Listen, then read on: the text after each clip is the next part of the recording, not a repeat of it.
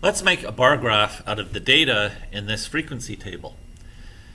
Frequency tables are really good for making bar graphs. To make a bar graph, the first thing that we need is to put an x-axis and a y-axis. And we need to label and scale these axes.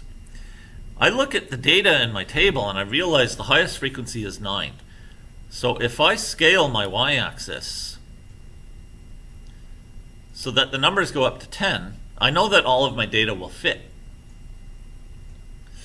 I need the label too, though, not just the scaling.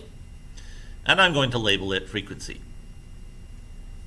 For the x-axis, I need to put all of the possibilities on there, and I need to label it too. And I will label it as roll result. You can see that the labels we use for our columns of data in the table are quite useful for deciding what labels to use for the two axes. Now all that's left to do is put my bars on. I'm drawing rectangular bars for each frequency, and I'm making sure that there's a space between the bars.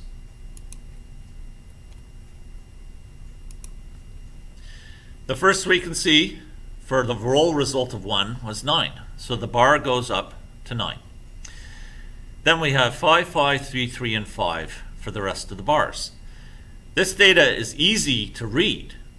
All that's missing now is a title for my graph.